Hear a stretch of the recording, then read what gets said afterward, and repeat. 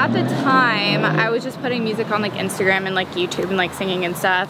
And I had a manager in LA hit me up and basically was just like, come out to LA and work with producers or whatever. And I was so green. I had no idea anything about like even hearing my voice like recorded or like produced. I'm pretty connected in like the sync world, like doing writing for like TV, film stuff, writing for other people, obviously writing for myself and doing my artist project. I was working 2 jobs in Nashville and like just in a relationship and kind of doing music but not really. And like when my relationship ended, I would just like kind of hit a low point of like, what am I doing? Like, why am I here?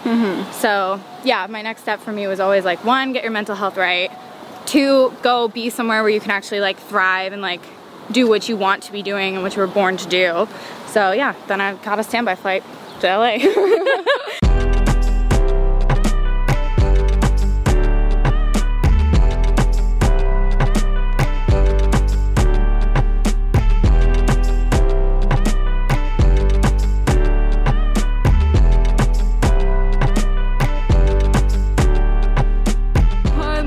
Of Sidewalk Talk today. I'm here with Emily Vaughn. Hi.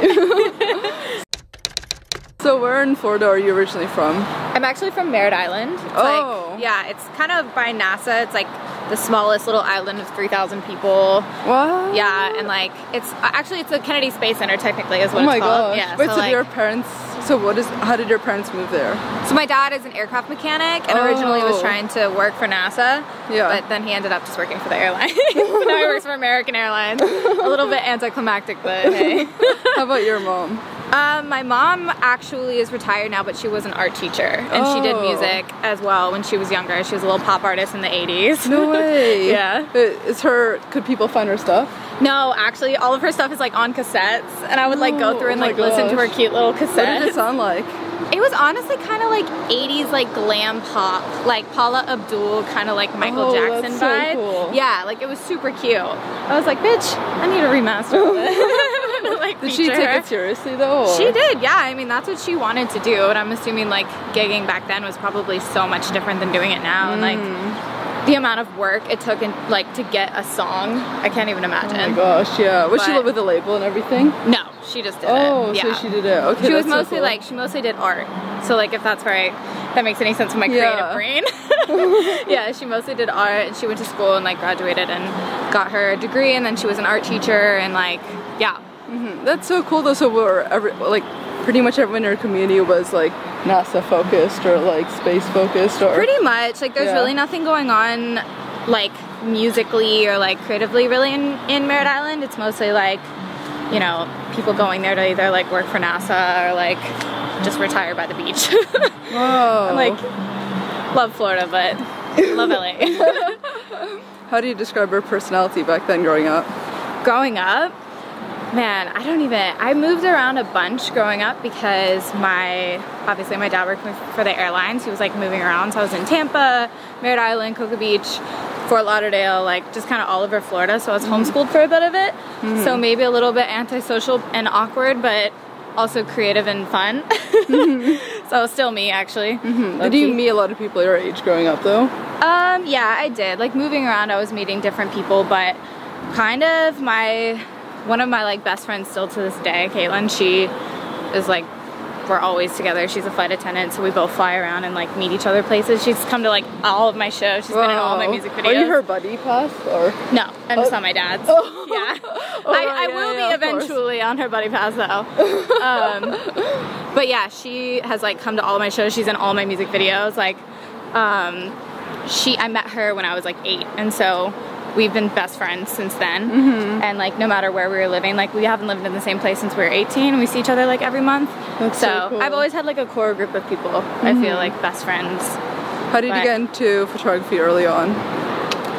So I went to, when I was homeschooled in Merritt Island, I dual enrolled at a college called BCC, and I was just trying to like take all the creative classes I could. So I took a bunch of photography classes and ended up graduating high school with my certificate in photography, low-key. I'm like, yeah, if you need me to shoot your wedding, I got you.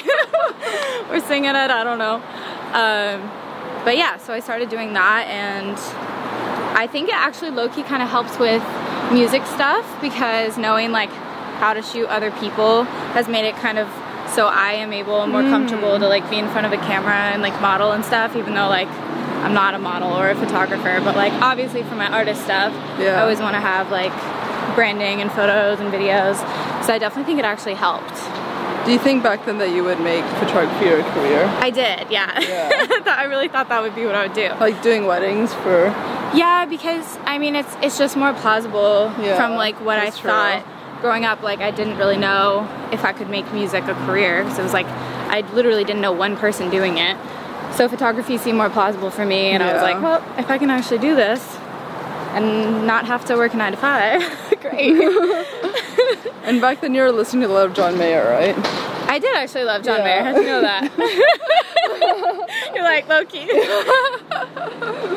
What else were you listening to back then? I feel like I grew up on like boy bands, like Jonas Brothers, like Justin Bieber kind of thing, but also girl pop, like obviously Britney Spears. My mom was obsessed with Michael Jackson, like I was saying, so like I was watching Michael Jackson music videos before I watched Barney. Oh my gosh. Yeah, so just like a bunch of variation of almost all pop and like a little bit of R&B. But yeah, I was definitely a fangirl, like big Jess McCartney, like posters on my wall, bitch. And were you already writing lyrics back then, or how old were you when you started thinking more about it? I've been writing lyrics my whole life. Like I remember in the same cassettes like my mom would use to write music on, I would make like, there's like little cassettes of me when I was like 5, like just singing things and just like trying to write things. So I've literally been writing music since I could speak. But as far as making it a career, like actually like writing good music, I would say probably like the last 5 years. Like actually writing music that I would want other people to hear. Like I'm really glad I wasn't releasing music like 10 years ago. After high school, After high school, did you go to college? I did. I went to a music school in Fort Lauderdale for a year, and then I dropped out. Oh. So it went really well. What kind of, was it just general music, or was it more like songwriting, or? It was more general music, but I was focused on songwriting. And your parents were supportive of you studying music? Yeah, my parents were super supportive. As I said, like my mom is obviously like just as creative and like always worked in some sort of art field, so she gets it, which is nice, and they still are very supportive of me. So, but actually, on the other hand, was she nervous because she knows how difficult it is to like live off music? Or she probably was, but I think she was just being mom supportive. You know what I mean? Like where you would never tell you, "Hey, I'm a little stressed about you." I mean, she probably was, and she probably still is, to be honest. I'm stressed about me, so obviously. What made you want to drop out? At the time, I was just putting music on like Instagram and like YouTube and like singing and stuff, and I had a manager in LA hit me up and basically was just like, come out to LA and work with producers or whatever, and I was so green. I had no idea anything about like even hearing my voice like recorded or like produced. Were your videos like going somewhat viral? How do you know how they found it? They would do like kind of well on like YouTube and Instagram and stuff. I took like everything down, but yeah, it was just mostly like covers and just cute little videos and stuff. But yeah, so I had this manager hit me up and he was like, let me bring you to LA. So I came to LA and like met a bunch of producers. It was like the first time I'd ever heard my songs recorded or produced out, and ended up working with him. We're done with him, he's over, but he kind of got me started out here and like definitely got me like connected enough to actually do it. But were you living in Nashville also? Yes, actually. I moved to Nashville after my 1-year successful college education. And I was there for like about 1.5 years, and I love Nashville. But what made you think of going there in the first place? Low-key, I moved there for a boyfriend. To be totally honest with you, I was like, I should move to LA, and then I dated a guy in Nashville. I was like, I can do music in Nashville. Right? It was more a country. You couldn't really do the pop that you wanted. There is a pop scene in Nashville that I think is like growing for sure. I just need to be in LA, and I knew the whole time I needed to be in LA. So when we broke up immediately, I was like, all right, Emily, get your shit together. Why'd you move to Nashville? Go to LA. So yeah. So how many people did you know when you moved here after Nashville? Honestly, kind of a surprising amount, like because I was coming out a bit and like was already working with a bunch of different people and like flying back and forth, because I fly standby, so like I would always just hop on flights and like come out here for sessions because I can fly for free. So, so easy, yeah, so it was nice. I was like, regardless of if I was in Florida or Nashville, I could still come out to LA. So I did know like a handful of people, which is nice. And I've definitely like solidified like a friend group now, being here for like a year and a half, which is good. But when I first moved out here, I was just hanging out with like hundreds of people, just like trying to make friends. And was it difficult for you for the first session that you're put in, to like open up about these like songs that you're sitting on so long? You never really showed it to many people, right? Yeah, actually now thinking back, it's so crazy because now I'll walk into a session and just be like, this is what I want to write about, like just so confident. But I guess thinking back, I was like, yeah, this is the idea I wrote like on my floor in my bedroom. Like, yeah, actually thinking about it, that was kind of terrifying. Yeah. But now it's like breathing. And when was the time, you said in previous interview that you were really depressed and like losing a lot of weight and anxiety and stuff? I would say that was probably around the time that I decided to leave Nashville, because I kind of realized like I wasn't there for myself. Like I never really moved to Nashville to like do something for me. It was always for like other people. So yeah, after I was working 2 jobs in Nashville and like just in a relationship and kind of doing music but not really, and like when my relationship ended, I would just like kind of hit a low point of like, what am I doing? Like, why am I here? So yeah, my next step for me was always like, 1, get your mental health right. 2, go be somewhere where you can actually like thrive and like do what you want to be doing and what you were born to do. So yeah, then I got a standby flight to LA. Making it work. Actually, for that, what kind of advice do you have for people who are going through the same thing? Which one? Like breakup or like not like knowing if you're like really in your purpose? I guess both, kind of. Well, I think they're 2 totally different things. Like I think one, obviously relationships can be amazing, but if you're going through a breakup and it's like something that's like making you hit a low place, I feel like the best advice I could have given myself is like, you went through all of that for a reason, and what your focus should be now is like, how can I give back to myself? Because if your relationship just ended, it ended for a reason. It's like, you need to be able to have things that you can give to yourself and like do for yourself, and just like focus on that before anything else, like before even like finding someone else or anything else. Just like, what can you do for you? And I don't think I asked myself that question enough. I was just always giving other people. But yeah, that. And if you're trying to do what you want to be doing in your career, taking a leap of faith. Like I have a lot of friends that have quit their jobs, like corporate jobs and stuff like that, to pursue like whatever, like modeling, photography, music. But yeah, so I feel like that initial leap of faith of like, okay, yeah, fuck it, I'm going to actually like quit my job and like do what I feel like I need to be doing. Like I'm sure for you too, like even moving out here and like starting this, like you have to take that leap of faith being like, yeah, it's gonna work, and I have to put everything I have into it. Yeah.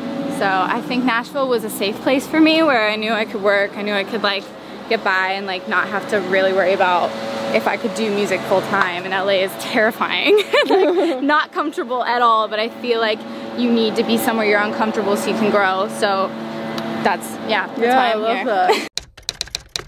Over the early jobs you were doing, was it from like Spotify? Oh my gosh. Shows? Oh, you mean like actual jobs or music jobs? Music jobs they were able to live off of. So I got pretty connected in like the sync world, like doing writing for like TV, film stuff. Yeah. Writing for other people, obviously writing for myself and doing my artist project. What TV syncs? So I was doing a lot of stuff for Freeform and just like little sync things like for the Fosters or like whatever, just like commercials and stuff like that.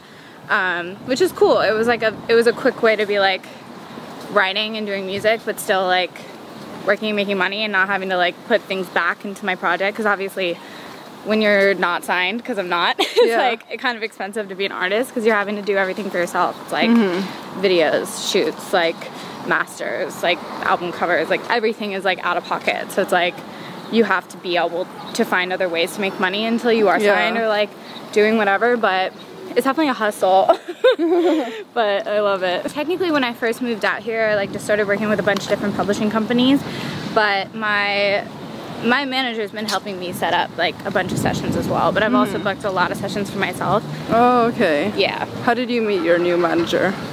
He kind of stalked me and I was like getting emails from him, but I never saw them. And then one day I was working with Cody Co. I don't know if you know him. He's a YouTuber. Yeah. Wait, he does music? Yeah, he does. It's like comedy rap kind of stuff. It's called Tiny Meat Gang. But it's actually really funny. They're hilarious. But actually the music is great because Christian, who's one of my producers that my manager also manages, he goes by Diamond Pistols. He was in that session, engineering. Oh. And basically he was like, hey, my manager loves you, and like kind of like put in a good word, because I guess my manager was like, put in a good word for me. Like, I want to manage her, and I just had never seen the emails.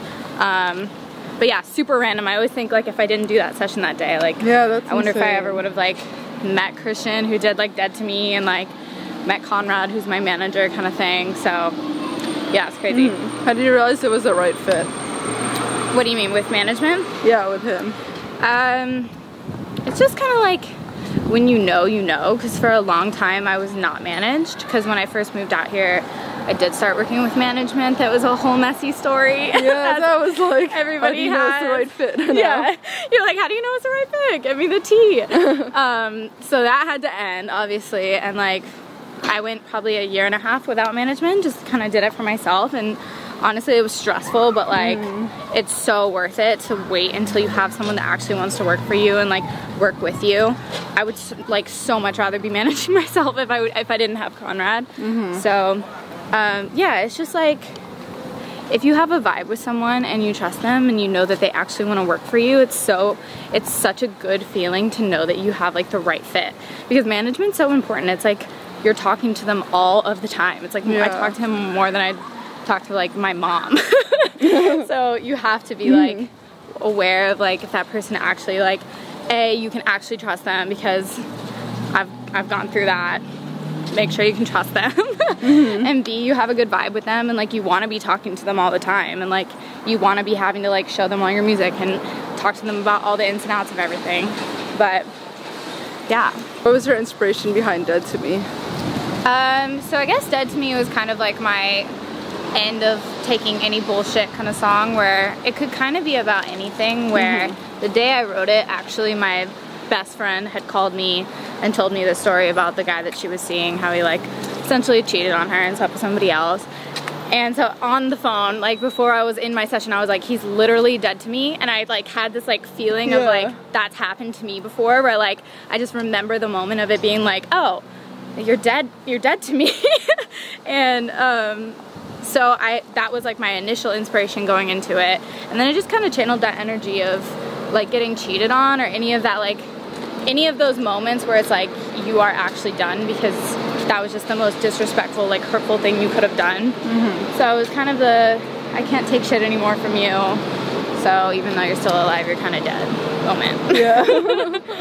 And you have a big project coming out this year?